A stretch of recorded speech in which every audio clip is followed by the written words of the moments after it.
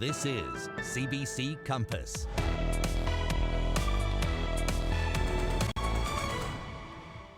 This is Friday, March 6th. Here's what's happening now on Prince Edward Island. Helping victims of domestic abuse take back control after leaving a relationship. Tonight, we bring you an in-depth look at Circles of Safety, which helps keep island women safe. Cracking down on bad behavior in hockey. Hockey PEI says it's now handling several investigations after introducing strict regulations about bullying and harassment.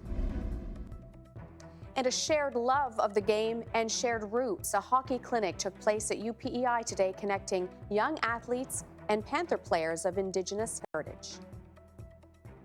Good evening. Thank you for joining us tonight on Compass. I'm Louise Martin. We begin this evening with a program in PEI that is the first of its kind in Canada. It's called Circles of Safety. It's for women who are considered to be at high risk of being killed by their former partners. And tonight, two of those women tell us how the program saved them. Sally Pitt has more. Hannah Povey is bracing for the day her abusive ex-boyfriend will be released from jail. He's only 3 months into a 2-year sentence and has applied for release this summer. I was really taken aback hearing about him having parole. Povey is one of the latest women on PEI to be part of a Circle of Safety, a program for women considered at high risk to be killed by their former partners. I'm worried that even with electronic monitoring, he may end up going to stores that he knows I frequent and trying to look for me. It identifies what the woman needs to feel safe and who in her life can make that happen. That can include friends, family, co-workers, police, probation, and victim services.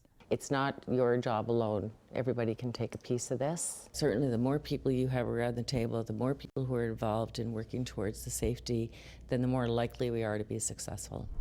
My name is Kelly McCauley. I was in an abusive relationship for 20 years and survived. Kelly McCauley was one of the first women through Safety Circles back in 2011. She'd left her husband a dozen times over their 20-year marriage, but always went back. With support, she finally had the strength to break that cycle. I can remember them all sitting around the table and I was thinking, oh my God, all these people, look, they're all here for me. 4 years after she left, her husband ended up killing his girlfriend. She credits the program with saving her life. Now the circle is growing. With a federal grant, the women who developed the program on PEI are training workers with 3 rural women's shelters in Alberta, Saskatchewan, and Yukon to offer their own safety circles. I'm lucky I got a second chance. I don't have to look over my shoulder at all times. Has been amazing. Those with the program hope it spreads across the country. Sally Pitt, CBC News, Charlottetown. Sally's piece is part of a CBC series on domestic violence, and we will have more later on tonight. And you can read stories from right across the country at cbc.ca/stopping domestic violence. If you or someone you know is in immediate danger and need help, call 911. For further assistance and resources in your area, you can go to sheltersafe.ca or endingviolencecanada.org. 2 islanders are on their way home to PEI. They've been in Ontario for 2 weeks, quarantined after getting off a cruise ship in Japan that faced an outbreak of coronavirus. Helen and John McKenna were on board the Diamond Princess cruise liner. Around 250 Canadians were stuck on that ship for weeks. They arrived back in Canada 2 weeks ago, were tested for coronavirus, and now they are allowed to go home. Hockey PEI is now handling several investigations about online harassment or bullying on the ice. It introduced strict regulations earlier this year about that kind of behavior. Nicole Williams spoke with Hockey PEI today and has more for us now. Louise, Hockey PEI says while these new rules are keeping them busy, it's a step in the right direction. Back in January, the organization laid out some pretty tough policies to deal with a growing problem. Any homophobic or racist comments during a game would mean the player got ejected and get an automatic 5-game suspension. Anyone participating in online harassment would automatically get suspended for the rest of the season. Over the last 3 weeks, Hockey PEI says it's had about 10 reports of offensive conduct by players and handed out about 5 suspensions since the rules came into effect. Our officials are being diligent, and that's what we asked them to do that. So you see an influx in-game reports, players reporting it in-game. Even if a coach or official or another player hasn't heard it, they come to the official and they say, this was said to me, and the official reports it. So we've seen a lot of that diligence. The reports aren't coming just from coaches. Hockey PEI says kids are starting to speak up about what they see and experience too. I think when you open the door to this type of behavior and you say, listen, this isn't acceptable, like I said, we got the reaction we wanted, and that's players recognize that, somebody calling me this name or saying this to me or sending me this message, that's not appropriate, and it makes me feel a certain way. So I know that Hockey PEI is my back, and there's been an influx of reports and investigations as well. Hockey PEI is still developing its education campaign for players this fall. Right now, it's compiling a list of people and organizations it would like to see involved. Louise, these policies will stay in effect for the remainder of the season. After that, Hockey PEI says it will decide if the organization will continue to enforce them in the fall. Thank you, Nicole. Nicole Williams reporting tonight.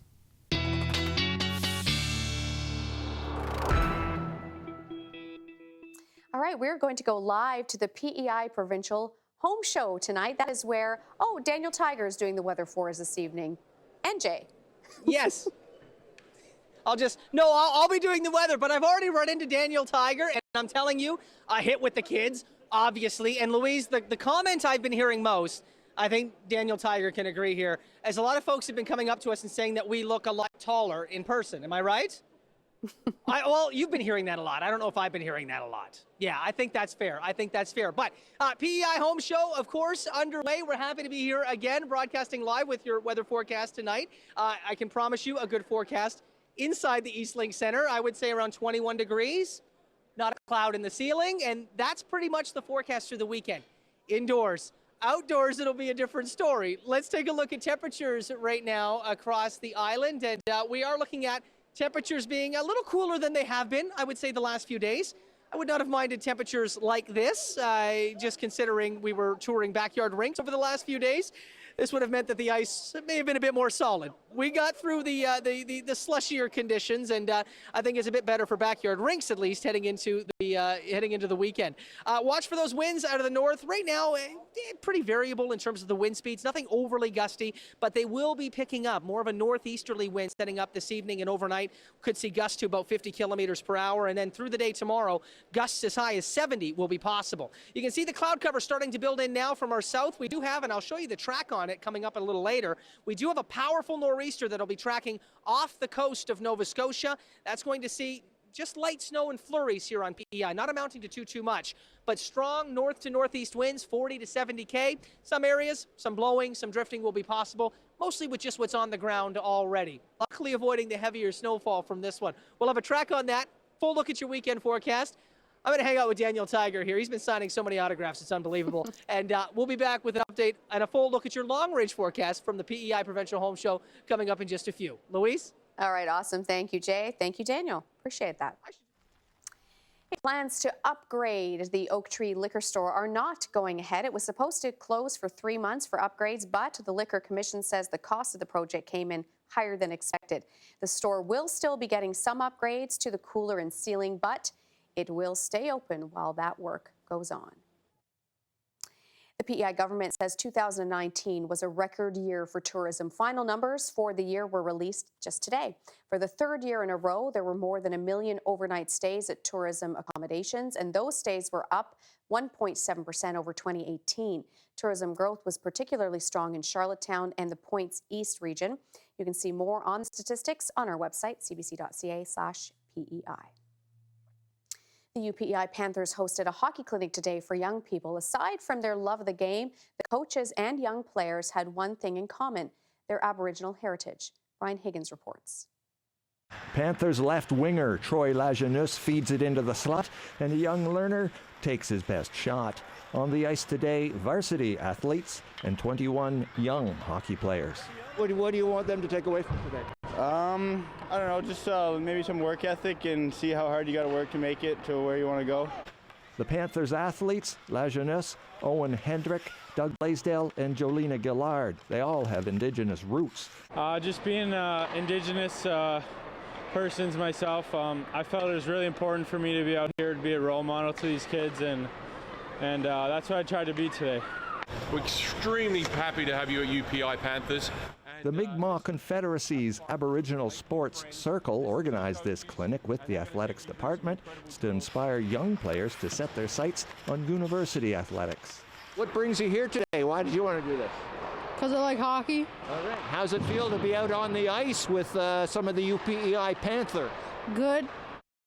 The Aboriginal Sports Circle has done coaching clinics with Holland College, and they've done track and field tryouts here at the UPEI campus. But today's clinic marks the first time they've cooperated with the university's hockey program. A week from now, Panthers forward Jolena Gillard and the Women Panthers hockey team will be hosting the national championships right here at UPEI. Gillard sees it as a chance to inspire young Indigenous girls. Because Indigenous people don't get recognized the way they should.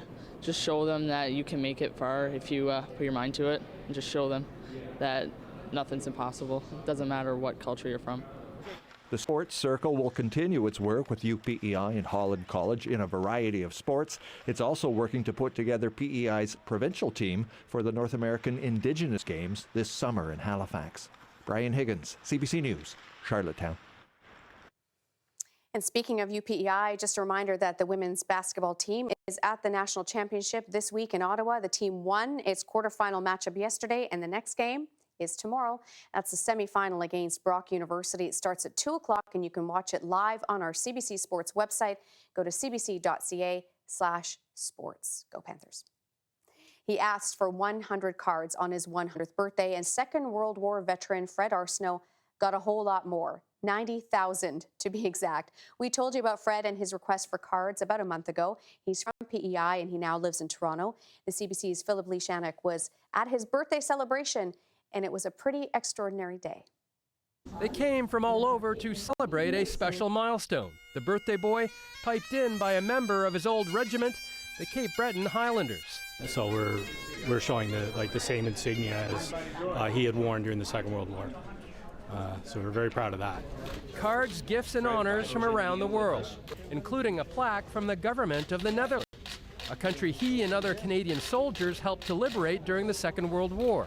A portrait from the Royal Canadian Navy painted by a sailor who was originally from Afghanistan. It's patriotic, I guess, in a way, but it shows like his sacrifice, and it's somber, and yet there's, I guess, a positive attitude to it as well. Tributes from men and women serving in the Canadian Armed Forces and school children around the world have poured in.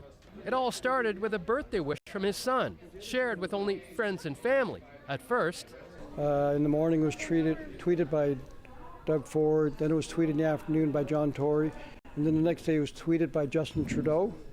So after that, it's gone across the world. Right, we're getting calls from everywhere, right? Cards from all over the world. The initial appeal was pretty modest, 100 cards, one for every year of a remarkable life. What he'll likely get is 1,000 times that when they all finally come trickling in. As of today, though, this is how many cards Fred has received. His son says this is not just about his dad. They're dear to my heart, all the veterans are, right?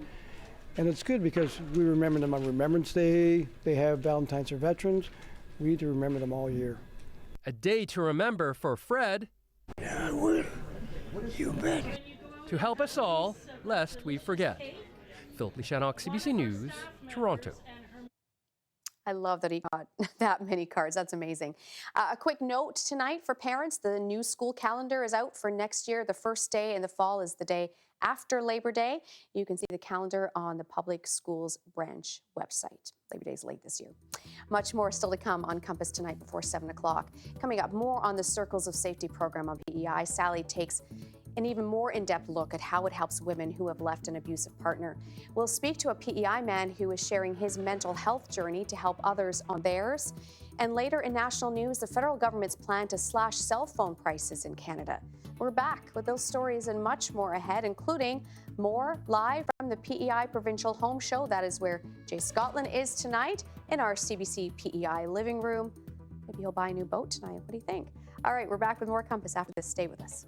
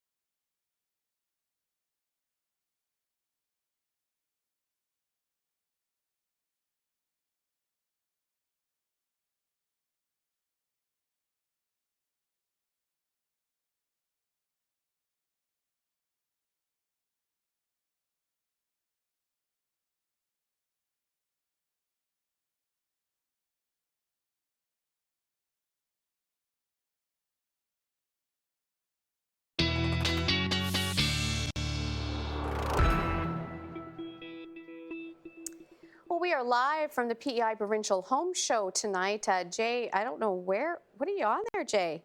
You making a purchase? Oh. I am on what is known as the Defender, Louise, the Can-Am Defender.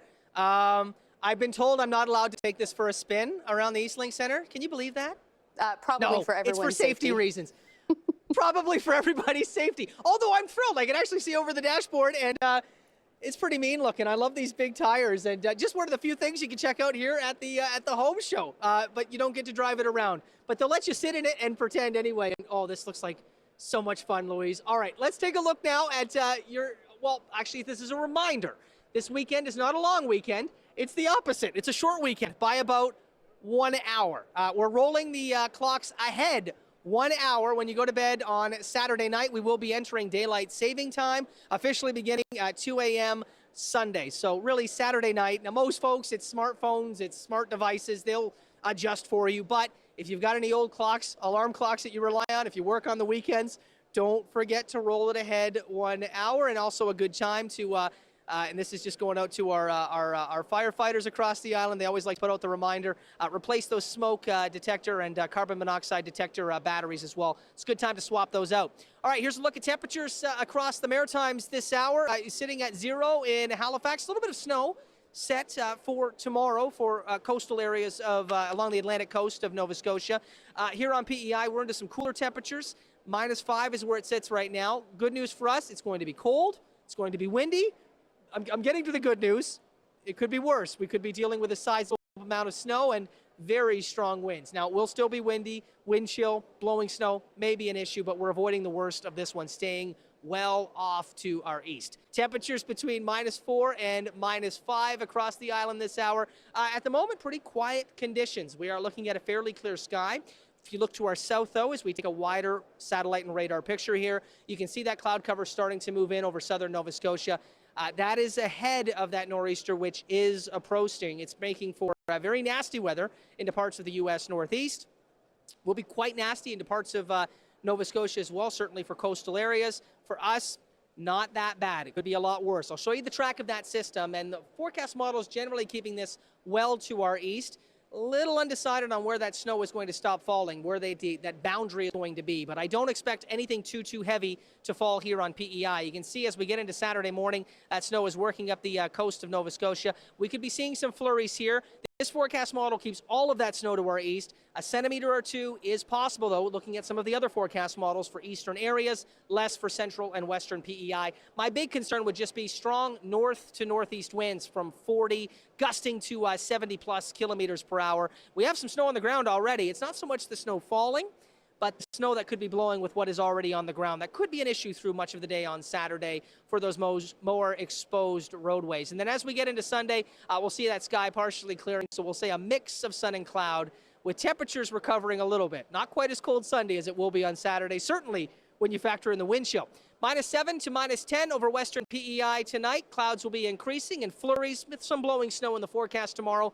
Temperatures between -6 and -7. We'll feel mid to high minus teens, actually near -20 with the wind chill. Similar story for central and eastern areas. Again, nothing too heavy for snow. You may see light accumulation over eastern areas, but I think blowing snow will be the bigger issue because of those strong winds. -7 will feel anywhere from -15 to near -20 through the day tomorrow. Back up to a close to seasonal temperature of -2 on Sunday. And then we have another cooler spell as we get into Monday. And in fact, the next one to watch for any messy weather, Louise, we're going to keep our eye on maybe some snow, possibly some mixing as well as we look to Tuesday and Wednesday of next week. Louise? All right, thanks so much, Jay. Have fun. Oh, I will. I know you will. Hey, we'll be there together on Sunday. Okay, Tony Burton sent in this photo. This is a gorgeous shot from Knox's Dam. Thank you so much for this beautiful picture. Great colors. See the snow, see the dam in the background. Beautiful, Tony. Thanks for that photo. You know we love to put your pictures on Compass. Send them to us by email or on social media. Coming up, more on PEI's Circles of Safety program. It helps victims of domestic abuse take back control after leaving a relationship by bringing a support network together to create a plan to keep women safe. An in-depth view ahead on Compass.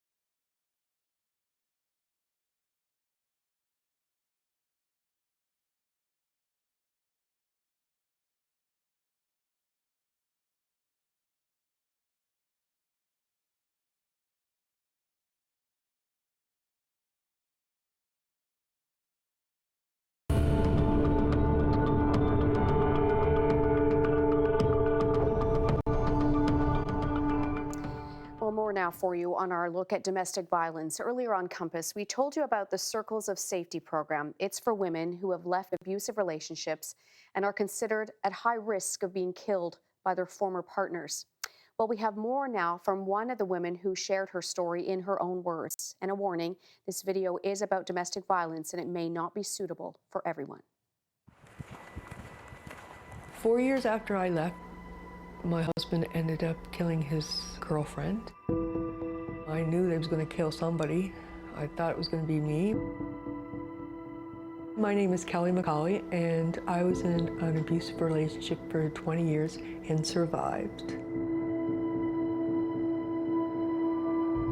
I met my husband when I was fairly young, 15, and it probably started about a year later. When I was 16, I ended up having a baby, and that seemed to make things get a little worse. I guess it was mental abuse started at first, and then the violence came after that. My husband was passed out in the chair in the living room, and my daughter and I were in the bed, and sometime during the night I woke up with him on top of me with his hands around my neck, trying to kill me, and if it wasn't for my daughter, I probably would have died. I thought I was doing the best for my children by going back. Financially, too, I didn't know how I was going to make it with 4 kids and having somebody to help look after them. Back in 2011,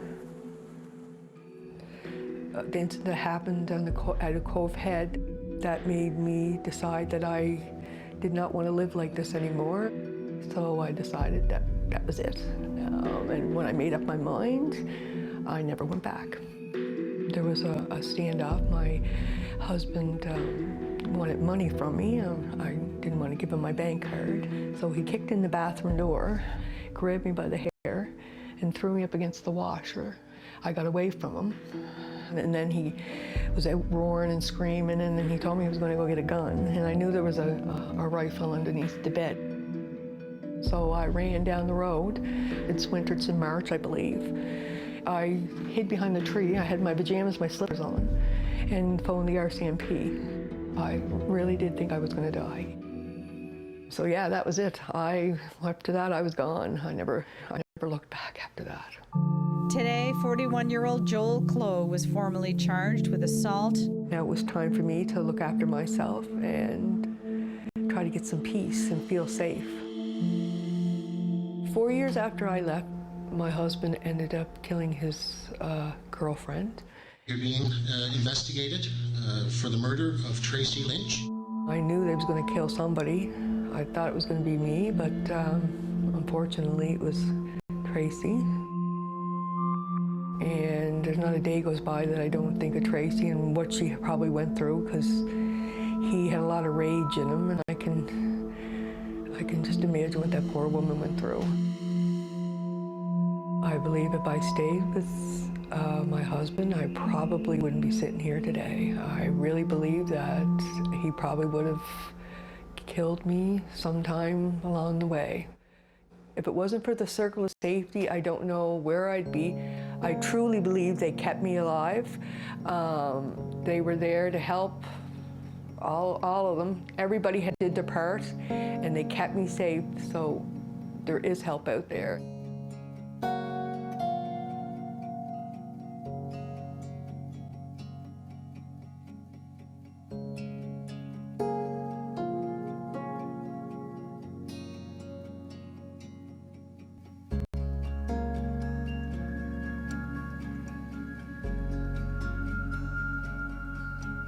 It's positive to see people being able to make change in their life. Gloria Dennis, who's an outreach worker, brought to my attention about this Circle of Safety. So a referral is made for Kelly to do a circle, and she took that opportunity.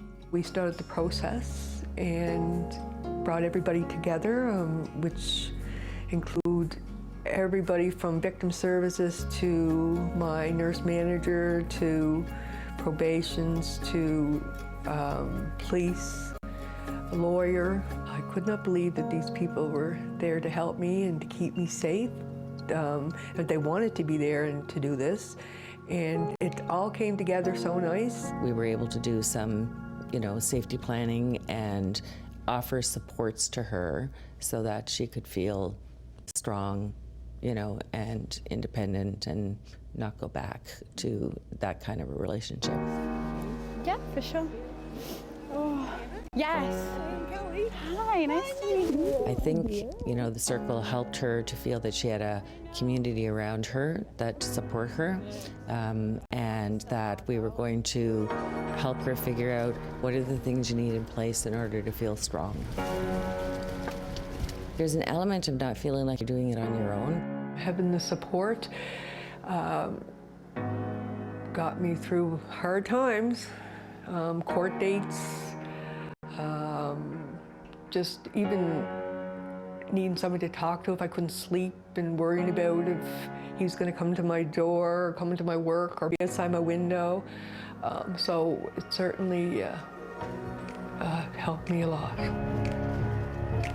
I think I'm a stronger person. I have a voice now. I'm not scared to say anything anymore. That's a big thing. Having a new voice, it's like a new person altogether. What a difference in my life.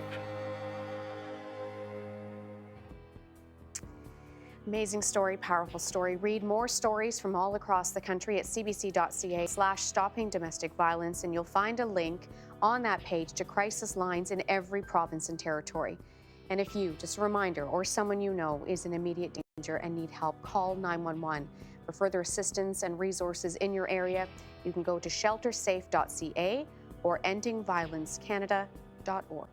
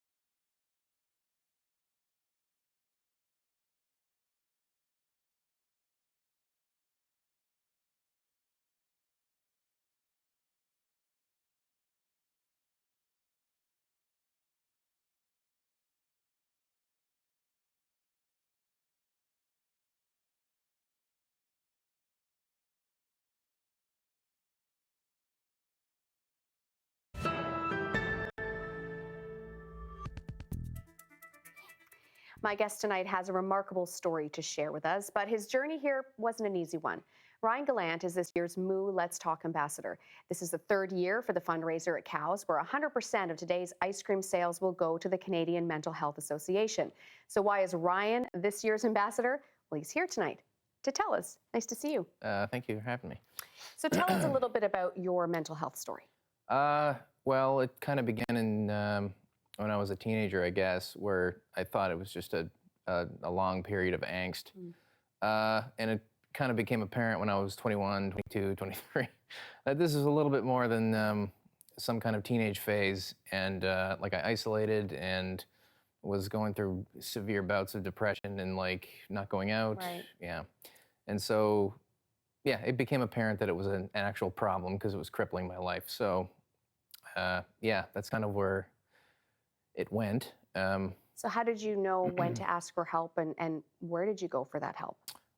Well, I mean, for about 8 years after high school, I kind of did that, but I never really got to the point of anything too terrible because I kind of like had my dad, who was kind of a source of strength for me.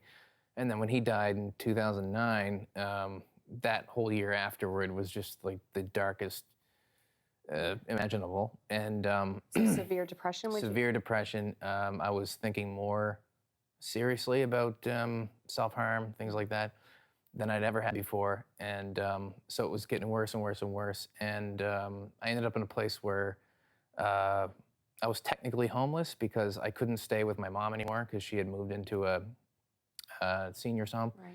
Right. And my plan was basically just to, I didn't have a plan. Yeah. There was no plan. Right.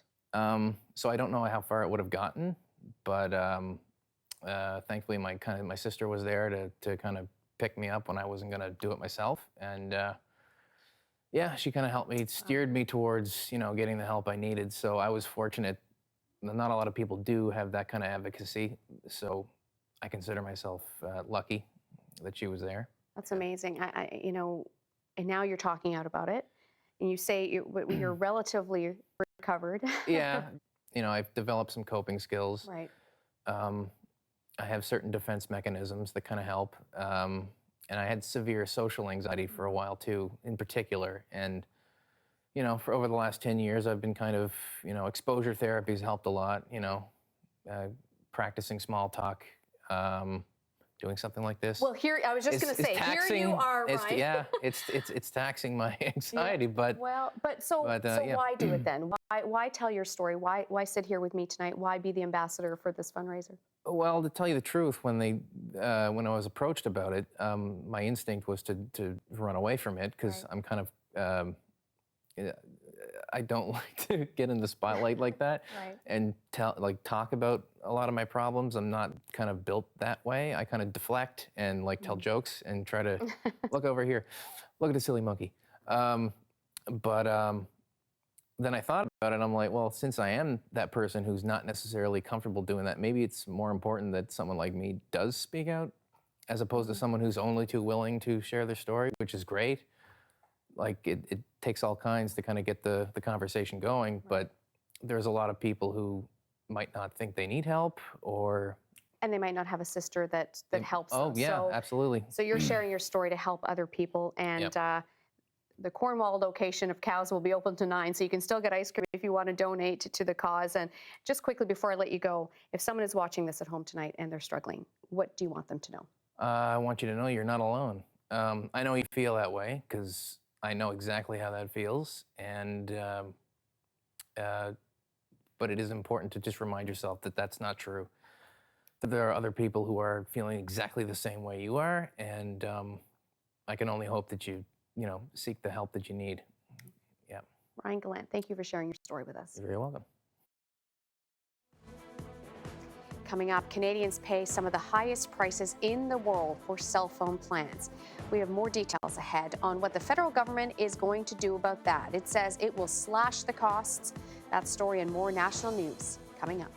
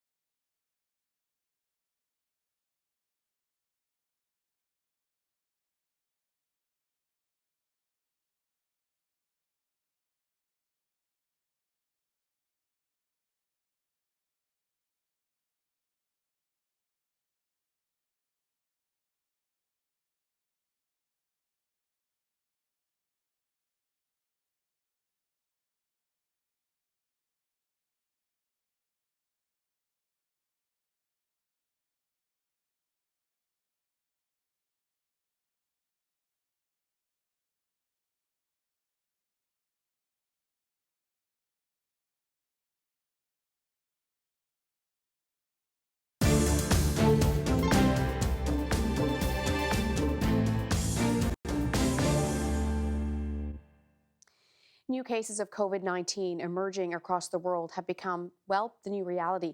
The Vatican is now the latest nation to report its first case. And as health authorities in more than 60 countries try to limit the spread of the virus, the WHO is urging governments to work together to save lives instead of closing their borders. Nazima Walji reports. There's fresh urgency for a global effort to contain the disease from spreading further as the number of coronavirus cases across the world pushes past the 100,000 mark. Governments can prepare their health workers to detect, test, treat, and care for patients. The head of the World Health Organization is reinforcing the importance of working together. Every day we slow down the epidemic is another day closer to having vaccines and therapeutics. In Iran, the numbers continue to surge. In Italy, even Vatican City was hit by the virus, confirming its first case. As the second hardest hit country, South Korea continues to report more illnesses and deaths, which has prompted other countries to impose travel restrictions. Japan said it would quarantine all travelers arriving from the neighboring country. South Korea responded by halting all visa waivers for Japan and imposing special entry procedures for any foreigners arriving from Japan. Such measures, say World Health Organization doctors, won't help. We challenge countries who put in place travel restrictions, and we challenge them to provide the public health evidence. They've both scaled up their public health operations. They're saving lives, and I think we should focus on that and not necessarily on political spats over travel restrictions. On the other front, there's a global push to study the new coronavirus and to develop a vaccine. Today, Canada's health minister announced $27 million over 2 years for COVID research. I think this is going to make a huge difference for Canadians, but not just Canadians, for the global understanding of this severe public health issue. In the U.S., President Donald Trump signed an emergency bill for $8.3 billion, money for vaccines, tests, and potential treatments as they prepare to respond. You have to be calm. It'll go away. Australian Prime Minister Scott Morrison has created a $1 billion fund as they struggle to contain the spread. This is about dealing with the coronavirus. As I keep saying, we are all in this together. As global efforts continue in the potentially long-drawn fight against the rapidly spreading virus. Nazima Walji, CBC News, Toronto. More than 120 Canadians who've been under quarantine at a centre in Cornwall, Ontario, were released today. They had already been confined to the Diamond Princess docked in Japan after the cruise ship was hit by an outbreak of the coronavirus. Now, as Olivia Stevanovich reports, they're thankful, including 2 Islanders, to finally be heading home. The waiting game is over for these Canadians confined to the walls of their quarantine. Bye! Bye! I'll miss you all! Today, they left with a new sense of appreciation for the word freedom, filming their exit. You gonna miss us? Well, sort of. Tears came to Trudy Clement's eyes when she walked outside without a mask for the first time in a month. Seeing all you people, new faces without covers, it's wonderful. Clement and more than 120 other Canadians thought they were going to have a relaxing vacation when they boarded the Diamond Princess cruise ship. But their holiday was interrupted in a way no one could have expected when the coronavirus started to spread. Passengers who were infected were treated in Japan, but Canadians who tested negative were brought to this facility. It's okay to go through the quarantine 14 days like what we did, but I seen the system has a loophole. Because those people have been infected, actually tested positive, let go freely and go to the hospital and go back home. Decision that was made. Public health officials say the additional 2-week quarantine here in Canada was necessary, a precaution given the large size of the group, but things may not unfold in the same way if there's a next wave. At one point, we're going to have some other plans in place because everybody who comes back, you cannot just quarantine them, in places like this. But for these Canadians, stress and frustration are now turning into relief. Welcome home! Welcome back! Hopefully from here on in, if something like this happens again, it'll be managed a little more successfully. But yeah, we're going down in history, I guess. As they embark on the final leg of their trip. Olivia Stevanovich, CBC News, Cornwall, Ontario. Well, this is probably not news to you. Canadians pay some of the highest prices in the world for cell phone plans, up to 40% more than Americans in some cases. Now, as Jacqueline Hansen tells us, the federal government says it has a plan of its own to slash cell phone bills for nearly half of Canadians. You're not ready for my phone bill. Wow. In Canada, big cell phone bills are easy to find. My monthly bill is usually around $250. I was paying almost $400 a month. The federal Liberals campaigned on making them cheaper. A re-elected Liberal government will cut cell phone bills by 25%. We also have transparency measures. Now, it's seeing that through. A government-imposed 25% price cut will apply to the big three carriers for plans of between 2 and 6 gigabytes. For example, the government says a 2 gigabyte plan that currently costs $50 per month would need to drop to $37.50. We anticipate this will benefit approximately 40% of Canadians. But in a statement, TELUS said it is extremely disappointing to see that the 25% decreases are limited to the national carriers. And Bell warned that policies discouraging investment, including regulating wireless pricing, put jobs and innovation at risk. But some consumer advocates believe Ottawa could have done more. Could they have done deeper cuts? Certainly. According to data released by the government, prices have already been falling over the past couple of years. We expect them to be able to both handle these price reductions because they aren't really that difficult for them, and I don't believe they'll actually follow through and pull out their investments. And some Canadians' data demands already far exceed a 6 gigabyte plan. 6 gigs doesn't even sound like it. I would imagine that most people are, especially in the streaming world, going to be over that number. If the carriers don't meet the targets within 2 years, the government says it will consider other options, including taking steps to increase competition. Jacqueline Hansen, CBC News, Toronto. Henri Richard, one of the most glorieux of Montreal Canadiens, legends and hockey Hall of Famers, has died. Richard played for the Habs for 20 years, joining the team in 1955 when his bigger brother, Maurice Rocket Richard, was still playing and the league had just 6 teams. While his brother got more goals, Henri, the Pocket Rocket, was a brilliant playmaker. Playing center, he excelled at face-offs, stick handling, and was integral to 11 Stanley Cup winning teams, scoring 2 cup-winning goals. He retired in 1975, his jersey raised to the rafters of the Montreal Forum. Richard was diagnosed with Alzheimer's 5 years ago. He's survived by his wife, 5 children, and their families. Henri Richard was 84, though since he was born on leap year day, you could say he was and always will be 21.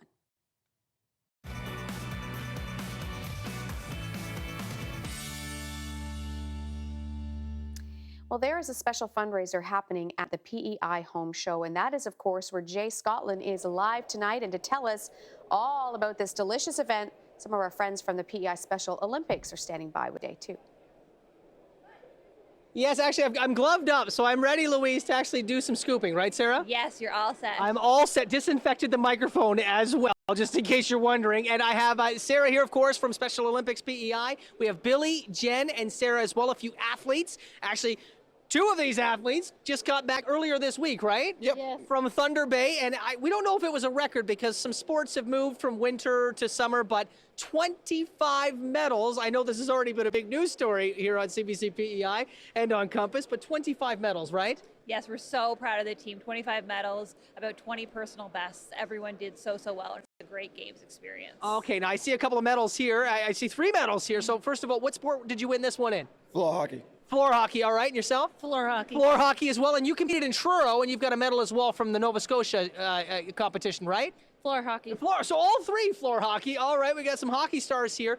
Very, very, very impressive medals, and 25 medals coming back from Thunder Bay. But to get you guys there, this takes a lot of money. This takes a lot of fundraising. Tell me what the cost is to get the team to these, of course, the big competition in Thunder Bay this year. Yeah, so everything from training to competitive outfits to flights to Thunder Bay for national games. It's about $120,000 to send the team there. So fundraising events like this at the home show go a long way to raising those necessary dollars. And we're already looking ahead to the 2022 National Summer Games in Alberta. So the fundraising's already begun. Okay, $120,000 Alberta. bit further away than Thunder Bay as well. So maybe that total is going to be a little bit higher. That needs to be raised. And do you mind if I scoop some ice cream? Help yourself. You guys are going to be here every day that the home show is open. So tonight you're going to be here on Saturday and Sunday as well. They're right beside our CBC booth. So you stop in, you get some ice cream donated by ADL as well. So this is at no cost to you. So all of the money going to help out with that cause, right? Yes, 100% of the proceeds go to Special Olympics. There you have it. And if I wanted to find out more information about Special Olympics here on PEI, there's a website I can check out as well, right? Yes, it's specialolympics.ca/PEI. Okay, so specialolympics.ca, and you may not be seeing that on your screen with the /PEI, but remember the /PEI. And Sarah, do you mind holding this? I'm going to scoop myself, and I'll be sure to put the money in for this as well. Oh, we got the scoops right here. All right, I'm going to get myself. I'm gonna mix the flavors. This is why they don't let me do this for all the customers that come through. All right, so I have my ice cream. Thank you very much, Sarah. Full details also on your Facebook page, Special Olympics PEI or specialolympics.ca/PEI. Stop in, get a cone, help out some athletes with those 2022 games coming up in Alberta. Louise? Thank you, Jay. Leave the scooping to the professionals. If you'd like to be in our community segment, get in touch with us here, 629-6480 or compass@cbc.ca. Quick check of the markets for you today. The Canadian dollar was a little bit lower. The TSX down by nearly 379 points on the day. Still lots of jitters about the economy and coronavirus impact. The Dow off by 256 points by that closing bell.